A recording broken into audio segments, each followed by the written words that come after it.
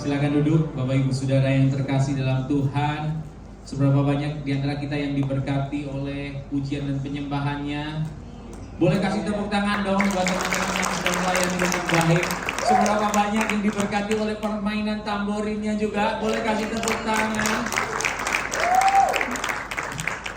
Terima kasih, saya juga sangat diberkati karena tadi main tamborinnya semangat, saya juga masih semangat.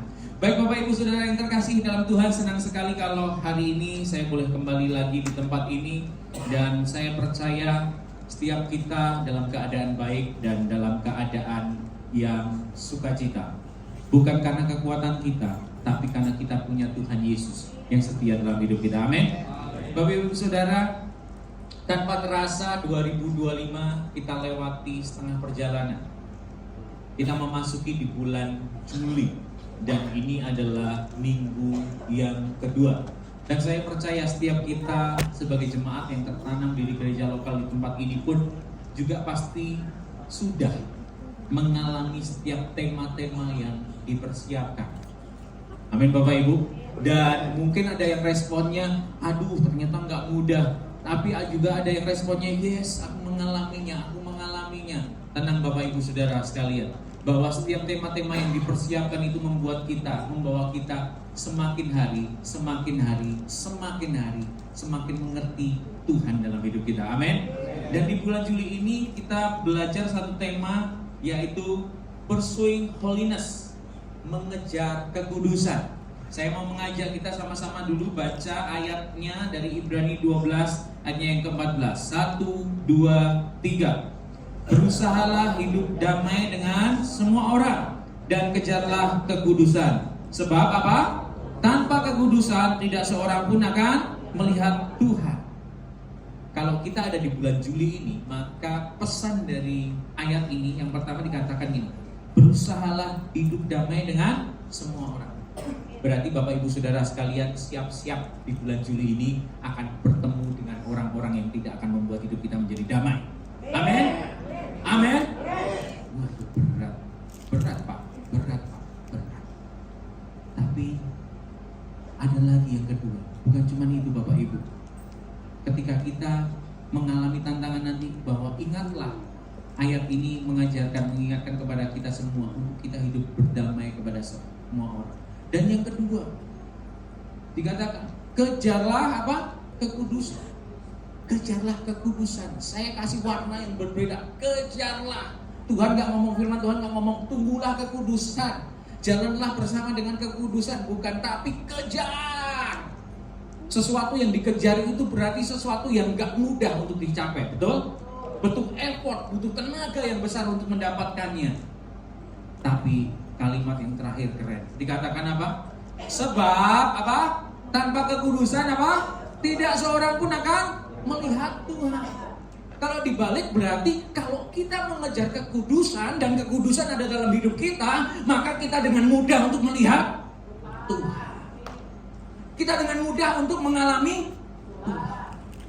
Jangan-jangan Bapak Ibu Saudara yang terkasih dalam Tuhan, selama ini kita sudah bergumul bertahun-tahun, berdoa bertahun-tahun, berhari-hari, berjam-jam bahkan. Kok kesannya kayaknya Tuhan gak jawab ya? Tunggu dulu. Jangan-jangan Bapak Ibu Saudara sekalian gak mengejar kekudusan, sehingga ayat firman ini ngomong, kamu gak bisa melihat Tuhan. Doamu itu gak cukup, tapi hidupmu di dalam kekudusan itulah yang harus dijalankan sehingga kita bisa melihat Tuhan. Untuk itu Bapak Ibu, karena itulah supaya kita bisa melihat Tuhan, sehingga tema kita di minggu ini adalah Transformation to Holiness. Transformasi melalui kekudusan. Kita mau sama-sama baca dulu ayatnya dari Roma 12 ayatnya yang kedua.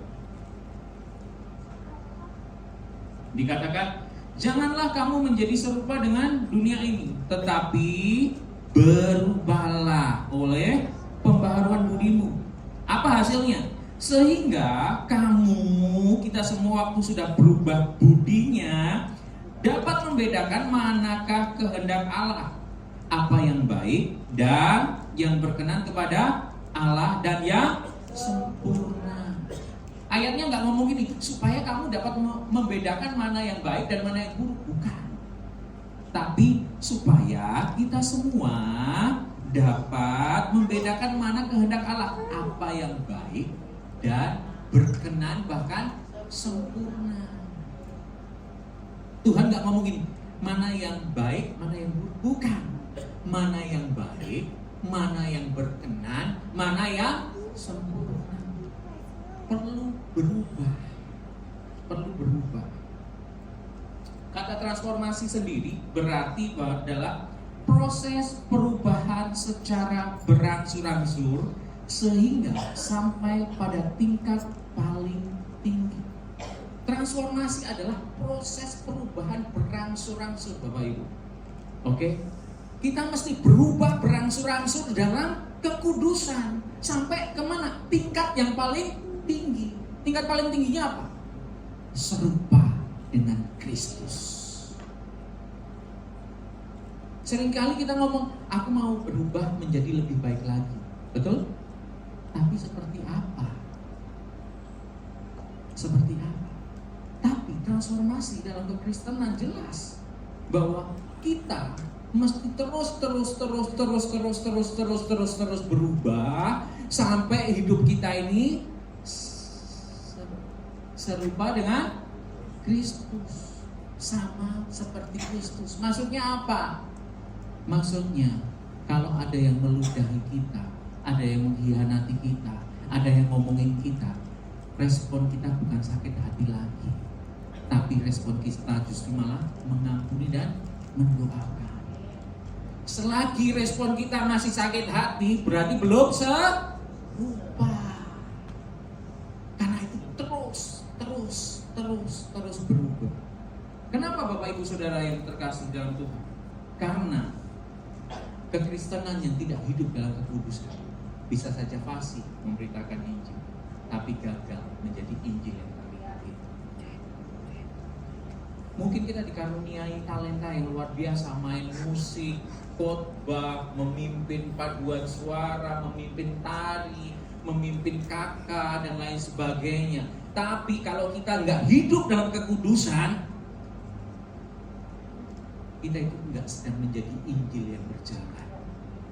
Tapi waktu kita hidup dalam kekudusan, orang itu bisa lihat. Waktu lihat kita cara ngantri kita, orang bisa lihat ini Kristen ini. Kenapa? Waktu dia lihat ada orang di belakangnya yang hanya beli barang dua, orang yang lebih senior. Kemudian anak ini ngomong, oh tante silahkan duluan, karena om tante cuma dua. Yang di belakangnya, yang kanan kirinya akan ngomong, Kristen ini. Tapi jago, kamu tuh mesti berdoa, tekun dalam Tuhan. Ini ya. Begitu di jalan naik motor ada yang ngambil seret.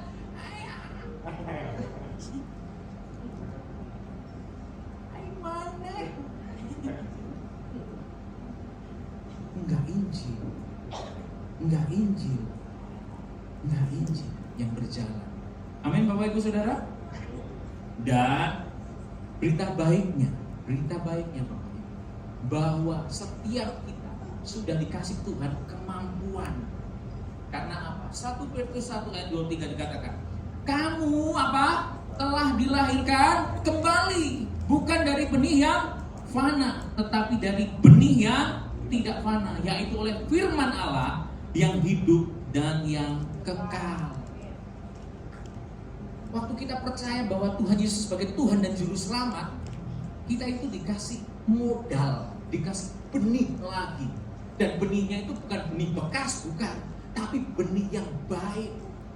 Kalau orang di luar sana setelah melakukan satu kegiatan selama 1 bulan, kemudian mulai dari nol lagi ya, gitu kan? Kalau Tuhan kita enggak. Waktu kita percaya bahwa Tuhan Yesus sebagai Tuhan dan Juru Selamat, segala dosa kita diampuni, bahkan Tuhan kasih benih yang baik. Kamu bisa memulainya dari 100. Kamu punya modal untuk melakukan kekudusan di dalam Tuhan. Itu Tuhan kita. musuh Tuhan kita. Kita mesti sadar itu Bapak Ibu Saudara sekalian. Karena apa? Firman Tuhan adalah benih yang baru dalam diri kita. Dan Tuhan itu pengen, Tuhan itu mau supaya benih itu tuh bukan hanya cuma benih yang disimpan. Bukan. Tapi Tuhan mau supaya hidup setiap kita itu naik level ke dalam levelnya Tuhan. Kenapa sih kita mesti hidup kudus? Supaya kita naik ke dalam levelnya Tuhan, sudut pandangnya Tuhan, cara berpikirnya Tuhan, cara bertindaknya Tuhan, cara ngomongnya Tuhan. Bukan manusia berdosa kita. Waktu saya ada di level yang bawah sini, sudut pandang saya hanya terbatas. Betul? Sudut pandang saya hanya terbatas. Tapi waktu saya ada di atas, saya bisa melihat jauh lebih lebar, jauh lebih tajam, jauh lebih jelas. Itulah yang Tuhan mau. Karena itu setiap kita hendaklah hidup dalam kekudusan, supaya kita naik ke levelnya Tuhan, masuk ke levelnya Tuhan, dengan cara pandangnya Tuhan, cara berpikirnya Tuhan. Bukan manusia daging kita lagi. Tuhan mau itu Bapak Ibu. Kenapa kita mesti hidup dalam kekudusan? Jadi setiap keputusan-keputusan yang kita ambil itu beda. Setiap tindakan-tindakan yang kita ambil itu beda. Kenapa? Sudut pandang kita jauh lebih lebar. Seperti halnya kita ada di satu gedung yang tinggi. Waktu kita mau pulang kantor gitu ya, ada dua jalan, Jalan Ayani dan Jalan Pajajaran. Kalau saya ada di level yang sini, saya nggak tahu. Waktu dilihat dua-duanya macet nih dua-duanya, saya nggak tahu. Tapi waktu saya ada di level yang lebih tinggi, saya bisa melihat ternyata di Jalan Ayani macet sih, dua-dua macet. Tapi Jalan Ayani hanya macetnya sepanjang 10 meter. Karena di situ lagi ada gorong-gorong. Setelah itu lancar. Kita lagi ada di level yang tinggi. Begitu juga hidup kita. Waktu hidup kita dalam kekudusan, menjaga hidup kita, membangun hidup kita, berubah dalam kekudusan, maka kita sedang bisa melihat dari sudut pandang yang lebih tinggi. Tindakan kita, keputusan kita pun akan berubah. Kenapa Bapak Ibu? Karena kata kudus dalam bahasa Ibrani yang dikatakan kados, dipisahkan.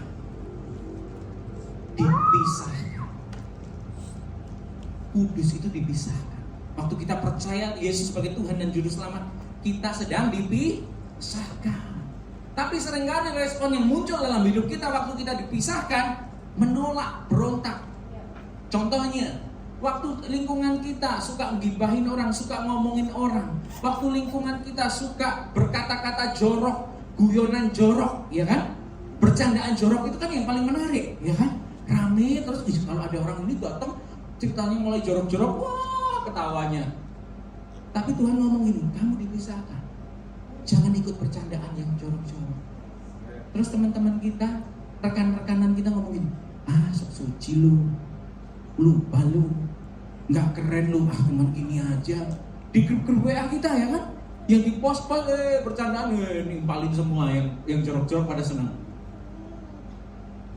Tapi apa respon kita? Kita mesti sadar bahwa kita, Bapak Ibu Saudara dan saya, sudah dipisahkan. Tuhan sudah memisahkan hidup ini. Inilah arti kata kudus, karena itu Bapak Ibu. Dan bukan cuma itu, Tuhan itu nggak nuntut kita kudus dulu, baru kita mengalami kasih karunia-Nya, enggak, mengalami kebaikan-Nya, enggak. Justru kita dikasih karunia dulu, diselamatkan dulu, maka saya tadi bilang, kita baru bisa melakukan hidup kudus. Karena ada benih yang baik, benih yang baru dalam hidup kita. Ada satu potensi, ada satu kemampuan untuk kita bisa hidup kudus. Karena itu hari ini kita mau belajar 3 hal tentang transformasi melalui kekudusan. Siap Bapak Ibu? Siap Bapak Ibu?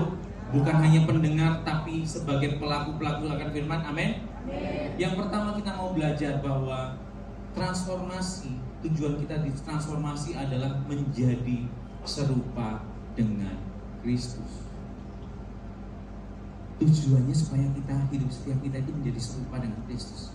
Kenapa sih? Tadi loh ayatnya yang mendasari itu supaya kita bisa melihat Tuhan. Kita bisa mengalami Tuhan. Kita bisa menikmati janjinya Tuhan. Kita bisa menikmati penyertaannya Tuhan. Itulah tujuannya, supaya kita menjadi serupa dengan Kristus. Roma 8 ayat 29 dikatakan, sebab semua orang yang dipilihnya dari semula, Bapak Ibu Saudara dan saya, mereka juga ditentukannya dari semula untuk apa? Menjadi serupa dengan gambaran anaknya. Siapa? Yesus. Kita semua ditentukan untuk menjadi serupa. Jadi kita mesti bersyukur. Aslinya kita, nature-nya kita, itu adalah orang-orang yang kudus. Ditentukan dari semula. Kita diciptakan bukan dari tempat yang jorok, bukan. Bukan. Kita diciptakan bukan dari tempat yang becek, yang gak ada artinya, bukan. Waktu Tuhan menciptakan kita, Dia membentuk. Kemudian apa yang Dia lakukan? Kekudusan itu sudah ada dalam hidup kita. Sudah ada dalam hidup Bapak, Ibu, Saudara, dan saya. Kemampuan untuk hidup kudus itu sudah ada. Bahkan ayat ini, setiap kita itu diciptakan segambar serupa. Segambar serupa. Kalau pemikirannya Tuhan itu kudus, kita juga memiliki pemikiran yang kudus. Kalau sudut pandangnya Tuhan itu melihat segala sesuatu kudus, kita juga sama, Bapak Ibu Saudara. Amin. Amin. Setiap kita yang percaya kepada Yesus sebenarnya sedang dibawa untuk menjadi serupa dengan Dia. Menjadi serupa. Jadi saya mau mengingatkan anak-anak muda juga. Kamu itu bernilai. Kamu itu berharga. Kamu itu kudus. Jadi jangan murah. Kamu berharga. Kamu bernilai. Kamu kudus. Jadi jangan murah. Jangan murah. Jangan murah. Seringkali kita pikir apa yang kita lakukan di sosmed kita, apa yang kita lakukan di handphone kita, nggak ada satu orang pun yang tahu, ya kan? Kita mungkin buka situs-situs porno di kamar kita, di tempat tersembunyi, di toilet kita bahkan, ya kan? Buka di seakan-akan nggak ada yang tahu. Kata siapa? Google tahu semua yang apa kamu browsing di sana. Baru sadar kan? Oh iya ya. Google tahu kesukaanmu yang mana. Dan ada satu pribadi juga yang tahu. Pribadi yang selalu menunggumu kembali. Pribadi yang selalu mengasihimu. Pribadi yang tidak pernah memperhitungkan kesalahanmu. Pribadi itu Yesus. Kalau Google aja bisa tahu, apalagi Yesus. Saya percaya ketika firman ini disampaikan, ada di tempat ini yang berkata, itu aku. Itu aku. Kamu mulai sudah tidak nyaman di tempat duduk. Tapi dengar baik-baik. Biarlah firman itu yang mengembalikan kamu kepada kasih-Nya. Firman itu yang mengembalikan kamu kepada kekudusannya. Dengar baik-baik. Kamu mulai gak nyaman siang hari ini. Itu karena Roh Kudus sedang bekerja dalam hati. Roh Kudus yang mengasihi. Tadi Pak Arifin sampaikan bahwa orang anak yang dikasihi orang tuanya diajar. Diajar. Waktu kamu gak nyaman mendengar firman ini, so, ayo kembali dalam kekudusannya Tuhan. Amin. Kata serupa menunjukkan pada proses pembentukan karakter. Serupa itu proses pembentukan karakter, cara berpikir, cara bertindak, cara bersikap. Itulah pembentukan karakter. Jadi waktu kita nggak ujuk-ujuk, saya percaya nggak ujuk-ujuk, nggak dengan begitu saja mudahnya, nggak. Beberapa waktu yang lalu, waktu saya datang ke Cianjur, kami sempat cerita-cerita gitu ya. Terus saya ceritakan pengalaman masa lalu saya. Oke, Wih, ternyata seperti itu ya, ngeri ya gitu. Dan Bapak Ibu Saudara sekalian, saya pernah hidup dalam satu masa yang gak mudah. Di masa remaja saya, terlibat narkoba dan lain sebagainya. Untuk lepas dari sana gak mudah. Gak mudah. Waktu sudah ngambil komitmen, Tuhan, aku serius sama Tuhan. Temannya jemput. Ya sudahlah, gak masalah lagi. Tapi gimana? Ya perbaiki lagi, aku mau berusaha Tuhan. Aku mau berusaha Tuhan. Sampai saat ini, siang hari ini, saya bisa berdiri di tempat ini dan menceritakan kebaikannya Tuhan. Karena saya mengikuti keserupaan sama Kristus. Terus menerus. Dan untuk menjadi serupa dengan Kristus, maka kita mesti hidup dalam kekudusan. Kita mesti hidup dalam kekudusan. Kita mesti masuk dalam radarnya Tuhan. Radarnya Tuhan itu apa? Kekudusan. Radarnya Tuhan itu kekudusan. Kita mungkin putar radio, waktu nggak masuk ke dalam radarnya, pengen dengerin lagu jazz nih, diputar-putar, nggak masuk radarnya ya nggak akan. Seperti halnya ini Bapak Ibu Saudara. Untuk menjadi serupa, kita mesti hidup dalam kekudusan. Karena Tuhan sendiri itu adalah kudus. Tuhan sendiri adalah kudus. Jadi kita mesti menyesuaikan dengan keberadaannya Tuhan. Wahyu 4 ayat 8 dikatakan, dan keempat makhluk itu masing-masing bersayap 6 sekelilingnya dan di sebelah dalamnya penuh dengan mata.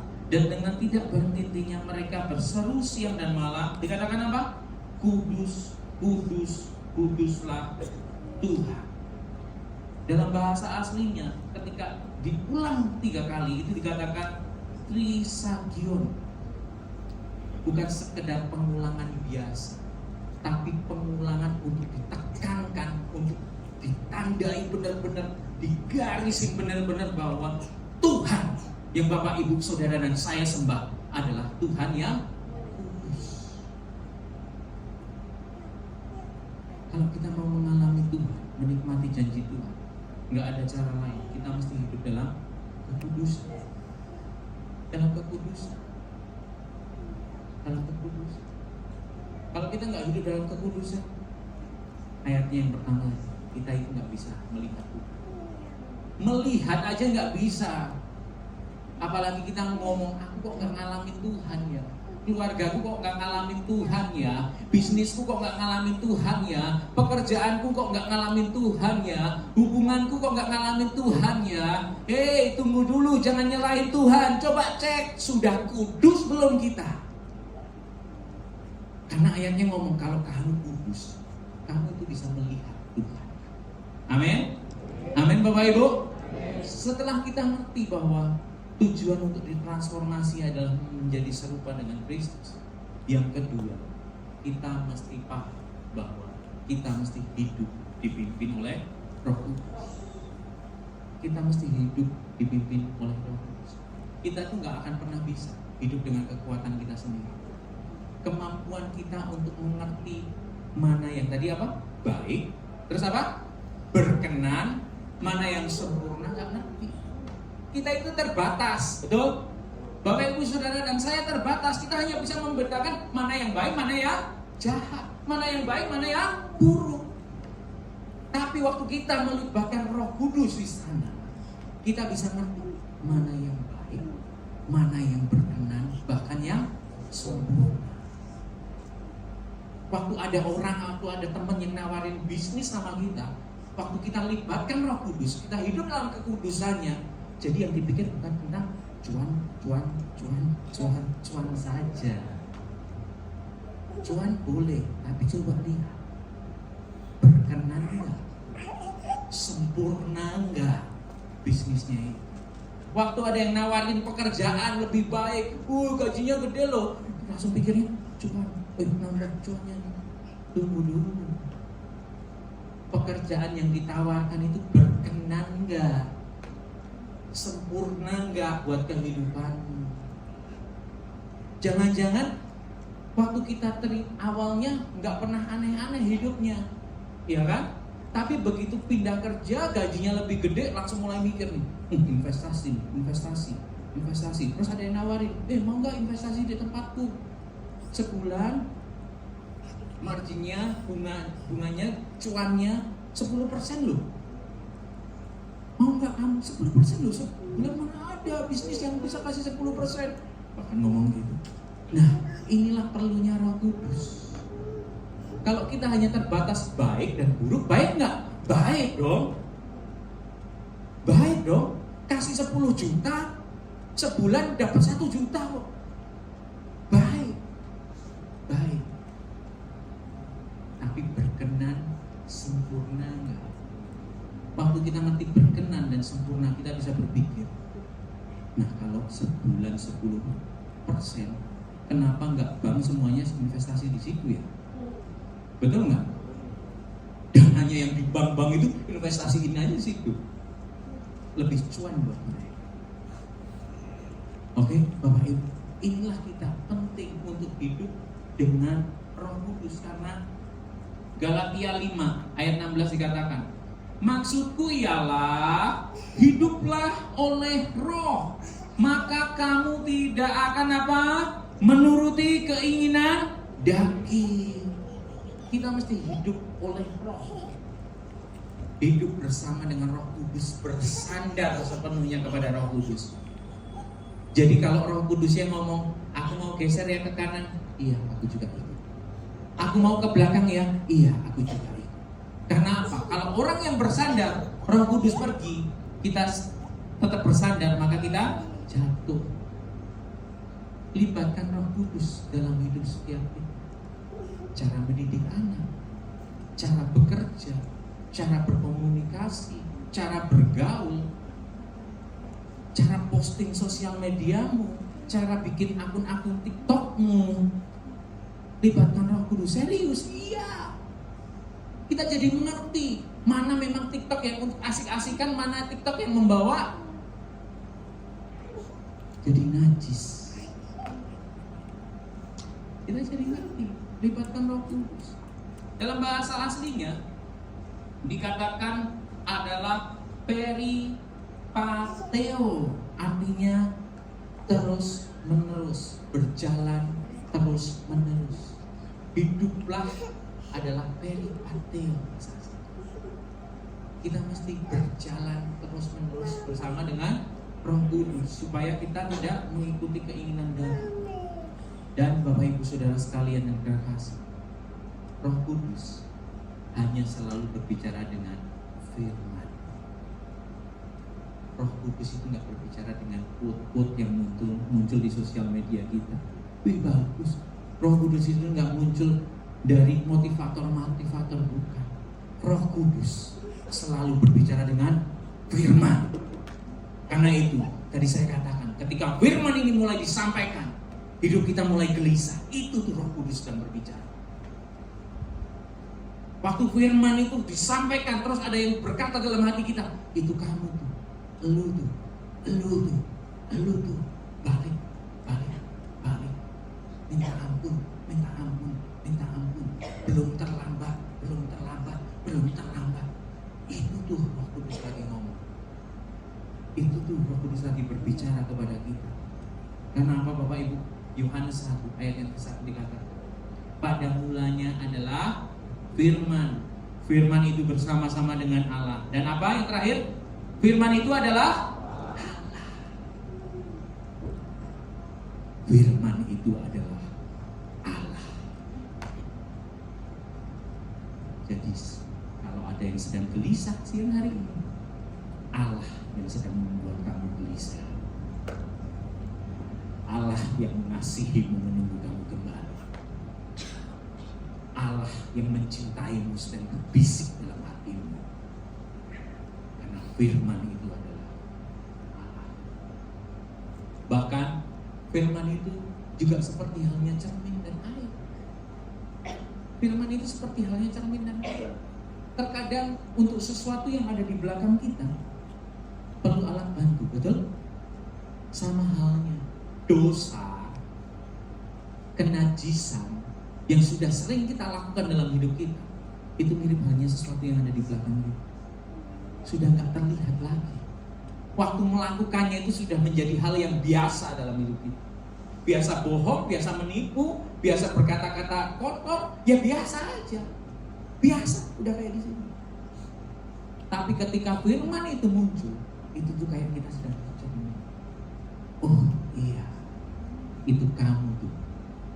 Itu kamu. Dan bukan cuma itu, juga seperti air. Waktu kita merespon firman itu, merespon Roh Kudus yang sedang berbicara tentang kekudusan itu, maka kita sedang dicuci. Kalau kita merespon, kita sedang dicuci, kita sedang dibersihkan juga. Karena apa? Tadi saya sampaikan, di dalam kita ada benih kekudusan. Jadi Bapak Ibu Saudara dan saya mudah untuk hidup dalam kekudusan. Karena nature-nya kita adalah kekudusan. Amin Bapak Ibu? Amin. Jadi tegang, tambah tegang, tambah tegang. Gak apa-apa. Pak, di tempat ini, ketika berbicara tentang kekudusan, saya harus berbicara sesuatu yang dalam dan gamblang. Karena dengan kekudusan kita bisa melihat Tuhan, kita bisa mengalami Tuhan. Apa yang ada dalam hidup kita hari-hari ini sedang tidak kudus. Pikiran kita, hati kita, mulut kita, mata kita, lidah kita, yang berpasangan, yang berkeluarga. Waktu kita berkata kepada pasangan kita, sayang aku mengasihimu, selamanya aku akan setia sama kamu. Tunggu dulu, betul nggak yang ada dalam pikiran kita, pasangan kita? Apa yang kita lakukan di ranjang tempat tidur kita saat malam? Betul nggak yang kita pikirkan pasangan kita atau pribadi yang lain? Ketika firman ini disampaikan, saya percaya Roh Kudus sedang berbicara hidup setiap kita. Ayo Bapak Ibu, ayo Bapak Ibu, libatkan Roh Kudus, libatkan Roh Kudus, supaya kita bisa mengalami Tuhan. Pernikahan kita, pernikahan yang mengalami Tuhan. Keluarga kita, keluarga yang mengalami Tuhan. Pekerjaan kita, pekerjaan yang mengalami Tuhan. Amin. Amin. Dan yang ketiga, setelah kita tahu bahwa tujuannya adalah semakin serupa dengan Tuhan, kemudian kita mesti melibatkan Roh Kudus. Maka apa sih tujuan akhirnya? Apa sih yang kita dapatkan? Kita akan dipakai untuk tujuan ilahi. Waktu kita hidup dalam kekudusan, Tuhan akan memakai kita untuk tujuan yang ilahi. Kalau kita keren, kalau kita kudus, kalau kita bersih, maka Tuhan akan memakai kita. Ilustrasinya ada dua piring di sana. Satu piring kotor, satu piring bersih.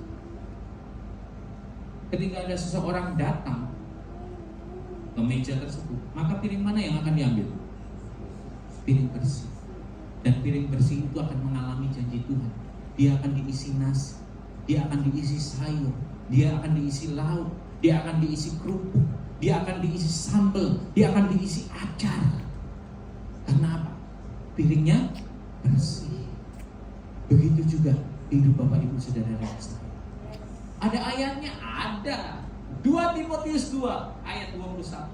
Dikatakan, jika seorang menyucikan dirinya dari hal-hal yang jahat, apa? Ia akan menjadi perabot rumah untuk maksud yang mulia. Ia dikuduskan, dipandang layak untuk dipakai tuannya, dan disediakan untuk setiap pekerjaan yang mulia. Tadi Bapak Ibu. Jadi jangan khawatir tentang kehidupan kita hari esok, waktu kita hidup dalam kekudusan. Gak usah takut cara mendidik anakmu waktu kita hidup dalam kekudusan. Mungkin kita terbatas, pendidikan kita terbatas, tapi kita punya Allah yang tidak terbatas. Kita akan dipakai itu loh, perabot. Piringnya akan diisi bukan cuma nasi, ada lauk, ada sayur, ada kerupuk, ada acar. banyak hal yang kita nikmati dalam hidup kita. Jadi jangan berat-berat, jangan berat-berat. Aduh. Waktu kita hidup kudus, nggak usah minta, si pemilik itu akan menggunakan kita. Hidup kita akan dipakai. Jadi, ayo Bapak Ibu.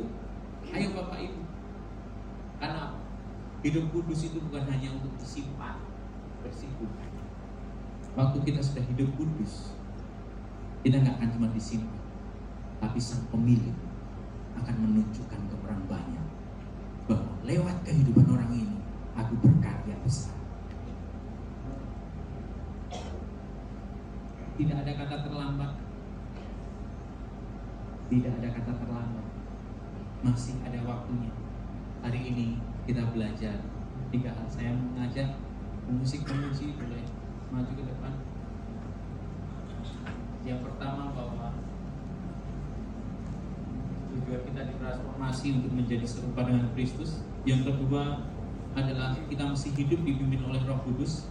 Ada typo ya Bapak Ibu, itu hidup dipimpin oleh Roh Kudus. Kemudian yang ketiga adalah hasilnya kita semua akan dipakai untuk tujuan ilahi.